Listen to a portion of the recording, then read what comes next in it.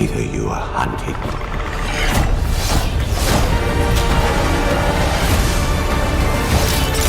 Di dunia tanpa belas kasihan, hanya yang terkuat yang berhak bertahan.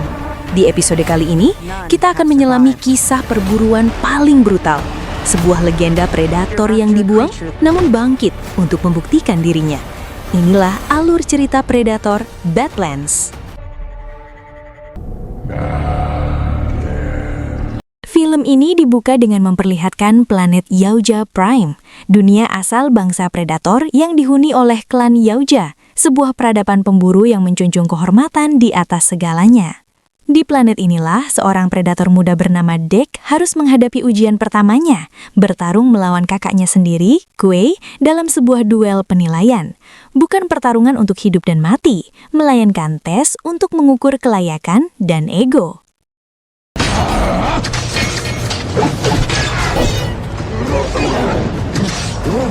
Dek bertarung dengan sepenuh tenaga. Setiap serangan ia kerahkan, setiap jurus ia keluarkan, seolah ingin membuktikan bahwa dirinya pantas disebut pemburu sejati. Namun sayangnya, semangat saja tidak cukup. Dek harus mengakui kekalahannya di tangan Kuei, kakak yang bukan hanya lebih kuat, tapi juga jauh lebih tenang. Menurut Kuei, kekalahan Dek bukan karena kurang kemampuan, melainkan karena satu kesalahan klasik yang bahkan predator pun tak kebal terhadapnya. Bertarung sambil dikuasai emosi. Dan di dunia para pemburu elit, amarah bukanlah senjata, melainkan celah terbesar yang siap dimanfaatkan lawan.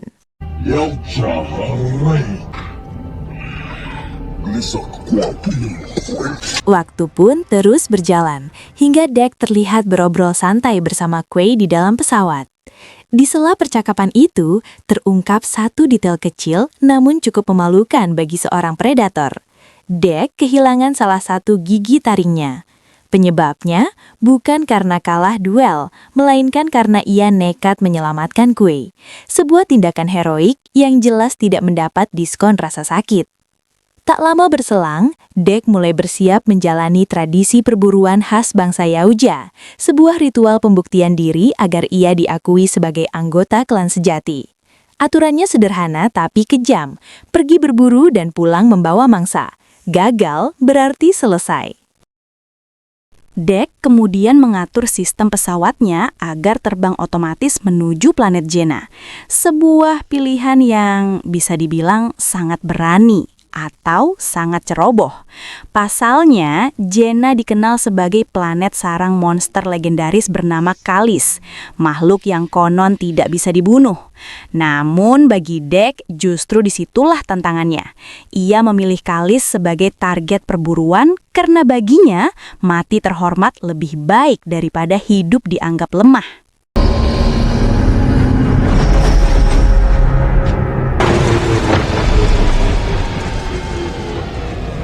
Beberapa saat kemudian, Dek dan Kuei menyambut kedatangan ayah mereka, Jor, pemimpin tertinggi klan Yautja. Tanpa basa-basi, Jor langsung membicarakan aturan paling dingin dalam klan. Anggota yang lemah harus dieksekusi. Tidak ada sidang, tidak ada banding, apalagi kesempatan kedua.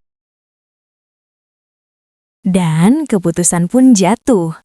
Dek dinyatakan lemah bukan karena mentalnya, melainkan karena ukuran tubuhnya yang dianggap terlalu kecil untuk standar predator.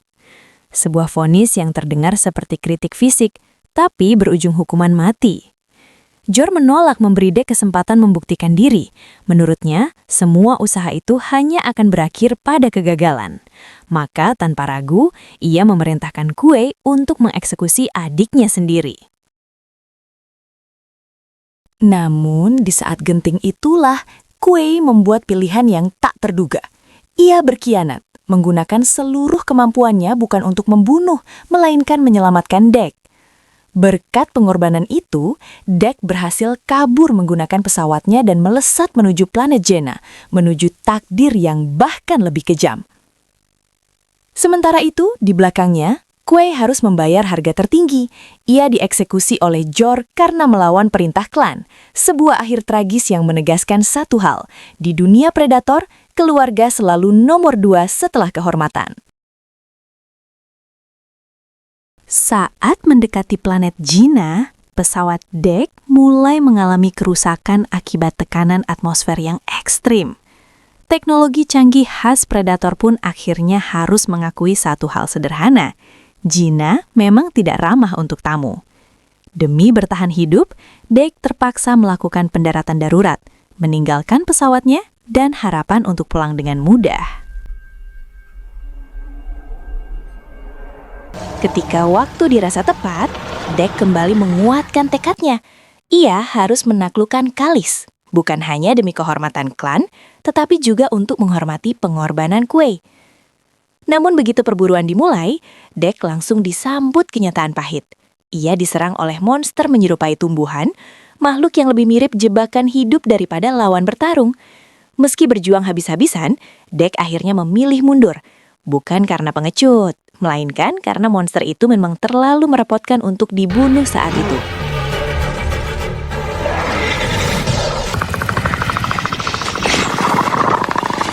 Melanjutkan perjalanan, Dek memasuki wilayah tumbuhan berduri yang tampak tenang, tapi jelas menyimpan niat buruk. Disinilah ia disergap monster lain yang kita sebut saja Dragon, makhluk licik yang memanfaatkan lingkungan untuk melumpuhkan mangsanya. Di lokasi yang sama, seorang perempuan bernama Tia tengah terjebak di sarang monster tersebut. Dengan cepat, Tia mengaktifkan fitur penerjemah bahasanya, memungkinkan komunikasi dengan bahasa Yaujah. Karena di planet mematikan seperti Jena, salah paham bisa berakibat fatal. I could help you, but... Tia menjelaskan bahwa duri-duri tanaman mengandung racun yang mampu melumpuhkan tubuh secara perlahan. Ia menyimpulkan bahwa Dragon berniat melemahkan Dek terlebih dahulu sebelum menghabisinya. Strategi yang cukup cerdas meski terkesan curang. Saat Dragon menyerang dengan semakin agresif, Dek berusaha melarikan diri sambil menghindari duri beracun. Namun usahanya gagal. Ia terkena racun dan mulai kehilangan kendali atas tubuhnya. Dalam kondisi nyaris tak sadarkan diri, Dek melakukan satu keputusan penting, melemparkan senjatanya kepada Tia.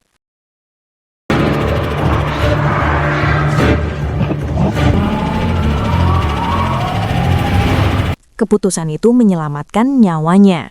Tia berhasil membebaskan diri dan membunuh Dragon tepat sebelum monster itu menyantap Dek.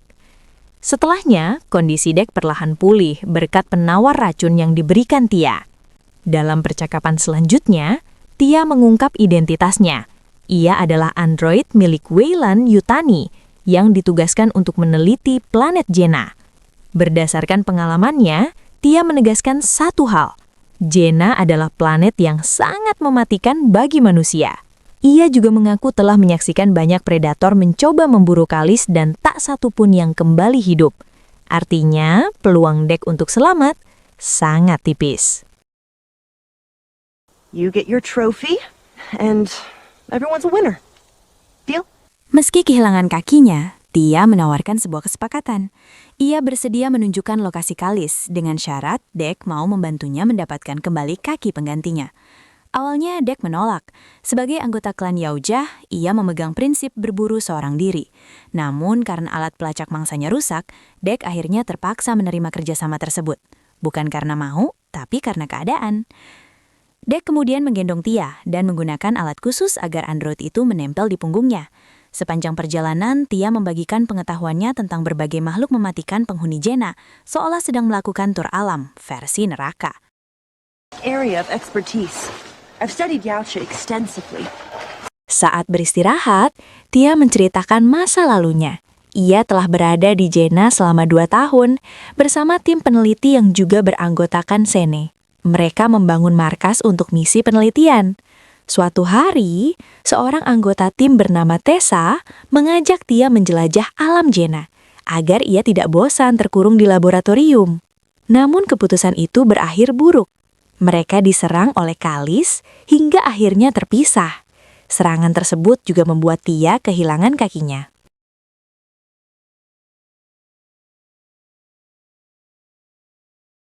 Keesokan harinya, Dek dan Tia melanjutkan perjalanan dan bertemu monster lain yang kita sebut saja Bull. Setelah mengetahui bahwa Bull adalah mangsa Kalis, Dek berniat memburunya untuk dijadikan makanan. Namun, niat itu tertunda ketika ia menyadari bahwa area tersebut dipenuhi rumput tajam. Menariknya, tubuh Bull justru kebal terhadap rumput tersebut.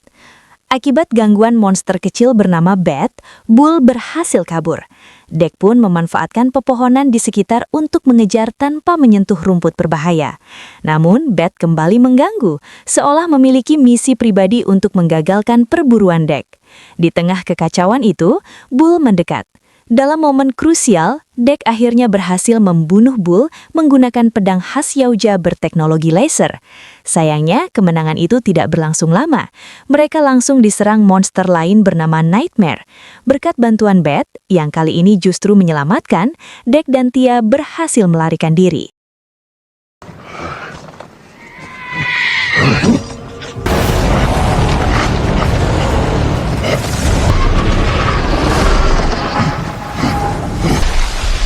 Why'd you stop? Let's get out of here! Setelah itu, Nightmare beralih memburu Bat. Situasi ini justru membuka celah emas bagi Dek. Tanpa menyia-nyiakan kesempatan, ia segera melancarkan serangan penentu dan akhirnya berhasil membunuh Nightmare. Sebuah kemenangan yang datang bukan karena rencana matang, melainkan karena keberuntungan yang berpihak sesaat. Usai pertarungan, Dek membagi daging hasil buruannya kepada Tia. Namun tentu saja, Tia menolak dengan alasan sederhana. Ia adalah robot, bukan makhluk biologis yang butuh makan. Di sisi lain, Bat menerima daging itu dengan penuh antusias. Bahkan ia meludahi Dek sebagai tanda bahwa kini ia menganggap Dek sebagai keluarga. Sebuah gestur persahabatan yang mungkin hanya masuk akal di planet Jaina. Sayangnya, Dek tidak tertarik menjalin ikatan emosional. Bagi seorang predator, perasaan seringkali hanya menjadi beban di medan perburuan. Sementara itu, Tessa, rekan satu tim Tia, ternyata berhasil selamat dan tengah menjalani pemulihan. Setiap android dalam tim Tia terhubung langsung dengan jaringan Weyland-Yutani, dan melalui sistem itu, Tessa berhasil mendeteksi keberadaan satu entitas asing di Jaina, yakni Dek. Masalahnya, sistem Tessa secara otomatis mengklasifikasikan Yautja sebagai ancaman. Maka, begitu kondisinya pulih, Tessa segera memulai pencarian. Berbekal persenjataan canggih, Tessa dan timnya mampu membasmi monster-monster Jaina tanpa kesulitan berarti. Seolah planet ini hanyalah arena latihan.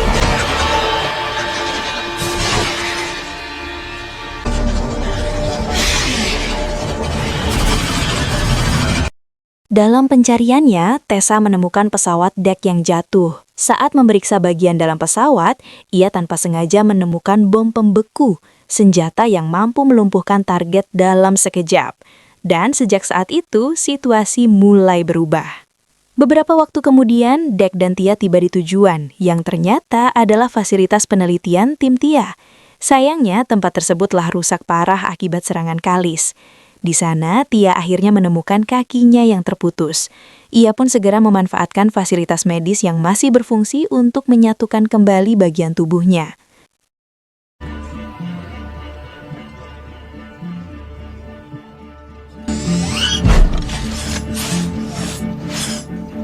Sambil menunggu proses pemulihan, Dek menagih janji Tia untuk menunjukkan lokasi Kalis. Namun, Dek terkejut ketika menyadari bahwa Tia diam-diam telah memanggil timnya. Menyadari situasi genting, Tia justru mendesak Dek untuk segera pergi. Alasannya jelas, timnya akan membunuh Dek karena Yautja dianggap sebagai ancaman bagi misi mereka. Terungkap bahwa selama ini Weyland-Yutani menugaskan tim Tia untuk menangkap Kalis, bukan membunuhnya. Artinya, mulai sekarang, Dek bukan hanya memburu Kalis, ia juga harus bersaing dengan manusia. Merasa dikhianati karena Tia mengingkari janjinya, Dek pun pergi meninggalkannya. Masih di sekitar markas Dek, Dek memanfaatkan material mudah terbakar untuk menciptakan ledakan besar. Aksi nekat ini berhasil memancing Kalis keluar dari sarangnya. Dek lalu bertarung habis-habisan melawan Kalis. Pertarungan brutal ini bahkan mengganggu proses pemulihan kaki Tia. Melihat situasi semakin memburuk, Tia akhirnya turun tangan menggunakan senjata peninggalan timnya. Berkat bantuannya, Dek mampu melancarkan serangkaian serangan hingga berhasil memenggal kepala Kalis.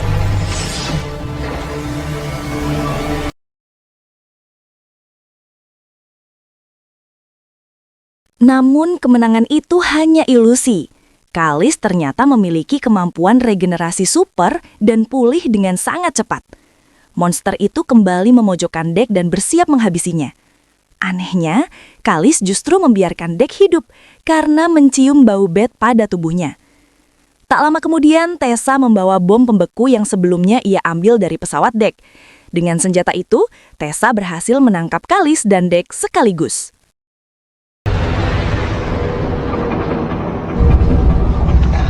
Saat sadar, Dek mendapati dirinya ditahan oleh Tessa. Terungkap bahwa Tessa adalah pemimpin operasi rahasia untuk menangkap Kalis. Dengan dingin, Tessa menyatakan bahwa mulai sekarang, Dek adalah properti Weyland-Yutani, sama seperti Kalis yang dikurung di tempat lain. Tessa kemudian mengaktifkan kembali Tia dan menjelaskan rencananya. Kalis akan dikirim ke Weyland-Yutani untuk dijadikan objek penelitian. Menurut Tessa, kemampuan regenerasi Kalis bisa menjadi terobosan besar di dunia medis. Ia bahkan berterima kasih kepada Tia, karena tanpa disadari, Tia telah menciptakan celah bagi keberhasilan operasi ini. Yes, the mother will be...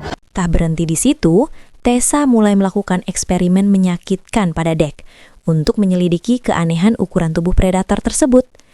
Namun akhirnya, Tia menghentikan eksperimen itu demi melindungi Dek. Akibat pembangkangan ini, Tessa memerintahkan anak buahnya untuk mengurung dan mematikan Tia. Setelah Tessa pergi, Tia mengikuti arahan Dek untuk mengelabui Shin, penjaga mereka. Hasilnya, Shin terbunuh oleh senjata Dek, yang ternyata hanyalah mainan anak-anak Yahuja. Ironis, tapi efektif.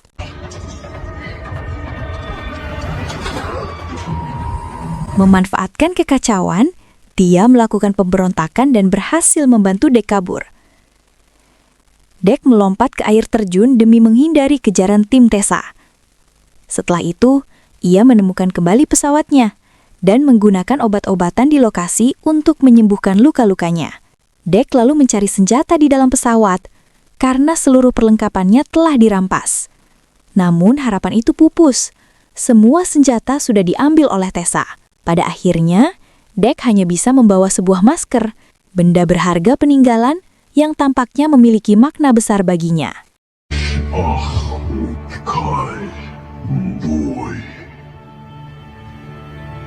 Setelah kondisinya pulih, Dek mulai berburu, bukan mangsa, melainkan senjata. Di planet Jenna, hampir semua makhluk bisa dimanfaatkan, asal tidak ragu. Dek pun memilih rumput tajam sebagai senjata jarak dekat, dan makhluk penyembur cairan asam sebagai senjata jarak jauh. Pilihan yang sederhana, tapi mematikan. Setelah persiapan dirasa cukup, Dek kembali menuju fasilitas tempat Tia sebelumnya dipulihkan. Di sana, Dek tak sengaja bertemu Bat. Dari pertemuan itu, ia menemukan fakta penting. Bat adalah anak dari Kalis yang selama ini ditangkap oleh Tessa. Sebuah kenyataan yang mengubah makna perburuan ini dari sekedar tradisi menjadi urusan keluarga. Tak lama kemudian, Dek berhasil membebaskan kaki Tia yang terjebak. Kini, kaki android itu sudah kembali berfungsi normal. Dek pun memanfaatkannya sebagai alat pelacak, hingga akhirnya jejak tersebut menuntunnya ke markas Weyland-Yutani di Jenna, tempat Tia ditahan. Tanpa banyak kompromi, Dek mulai menyerang. Ia menggunakan semburan cairan asam untuk membunuh satu unit android penjaga. Dengan bantuan kaki Tia sebagai pengalih perhatian, Dek berhasil menghabisi beberapa unit lain. Saat berpencar, Dek, Bat, dan kaki Tia membunuh para penjaga dengan cara mereka masing-masing. Efektif, cepat, dan brutal.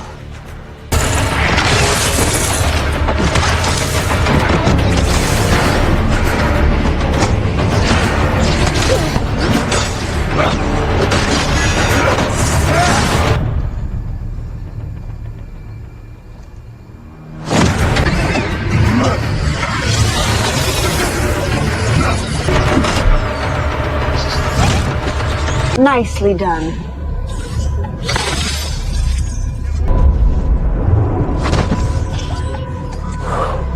Setelah semua penjaga disingkirkan, kaki Tia berhasil membebaskan Tia dan kembali menyatu dengannya.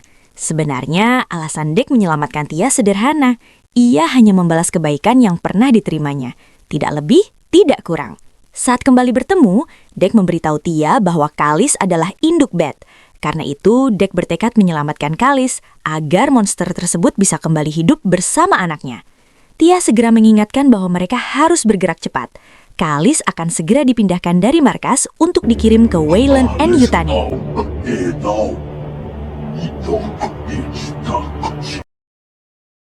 Sesuai rencana Dek, Tia berusaha membebaskan Kalis. Namun usahanya gagal karena aksesnya telah dicabut setelah ia dianggap berkhianat. Di saat genting, Bat membantu Tia membunuh Shin, penjaga yang hendak menangkapnya. Tia kemudian mengambil mata Shin untuk membuka kurungan Kalis yang menggunakan sistem pemindaian retina. Sementara itu, Dek menghadapi para penjaga yang mengepungnya. Dengan serangan kombinasi khas Yaoja, dia berhasil membunuh banyak unit android sekaligus. Tak lama kemudian, Dek akhirnya berhadapan langsung dengan Tessa, yang kini mengendalikan robot tempur sebagai senjata terakhirnya. Namun bagi Dek, Tessa bagai trofi perburuan sesuai tradisi Yaoja. Saat pertarungan berlangsung, Kalis akhirnya muncul dan langsung menyerang Tessa untuk membalas dendam. Dek dan Kalis pun bertarung berdampingan. Serangan gabungan mereka membuat robot Tessa rusak parah.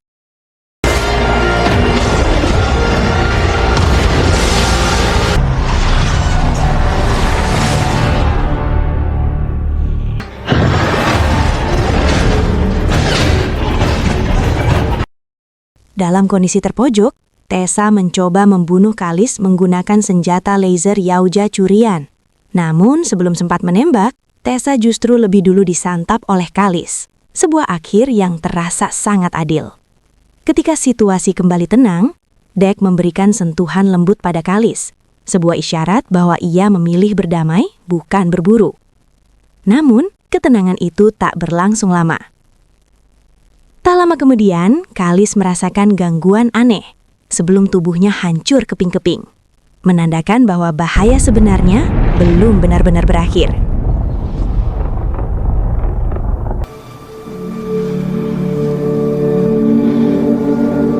Ternyata, kehancuran tubuh Kalis dipicu oleh Tessa, yang masih sempat menyerang meski terjebak di dalam tubuh monster itu.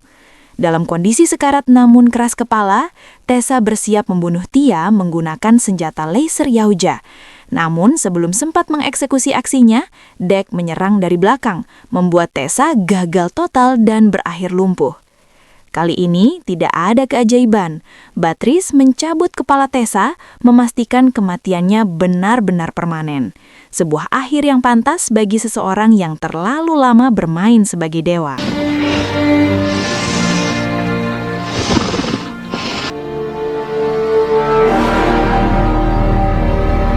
Beberapa waktu kemudian, Dek kembali ke planet Yaoja Prime menggunakan pesawat yang telah diperbaiki. Di hadapan banyak anggota klan, Dek menemui Jor, sang pemimpin klan yang juga ayahnya sendiri. Dengan tenang, Dek menyatakan bahwa tradisi perburuan telah ia tuntaskan, sambil menyerahkan kepala Tessa sebagai trofi. Sebagai hadiah, Dek meminta Cloak, alat khas Yaoja yang mampu membuat penggunanya tak kasat mata. Namun, Jor menolak. Baginya Dek dan Quaid tetap dianggap pengkhianat klan. Tanpa ragu, Jor memerintahkan 2 prajurit untuk mengeksekusi Dek. Sayangnya bagi mereka, Dek bukan lagi predator yang sama. Ia berhasil membunuh kedua prajurit itu, membuktikan bahwa pengasingan justru membuatnya jauh lebih kuat.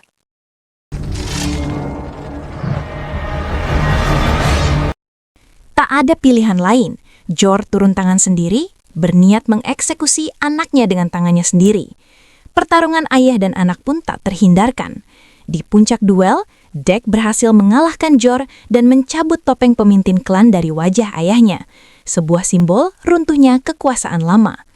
Di hadapan seluruh klan, Jor akhirnya mengakui kekuatan Dek dan mengizinkannya kembali menjadi anggota. Namun jawaban Dek sederhana dan dingin. Ia menolak, karena kini ia sudah memiliki klan yang benar-benar menerimanya. Tak lama kemudian, Bat yang kini telah tumbuh besar muncul dan melahap kepala Jor. Dek tidak menghentikannya. Bagi Dek itu bukan kebrutalan, melainkan balasan atas dosa sang ayah. Terungkap bahwa Bat dan Tia kini menjadi bagian dari klan pimpinan Dek. Di akhir momen, Dek mengambil cloak milik Jor dari tubuh ayahnya yang telah tewas. Namun kemenangan itu datang dengan harga mahal. Beberapa detik kemudian, anggota klan Yaoja bersiap menyerang Dek untuk menghukum tindakannya.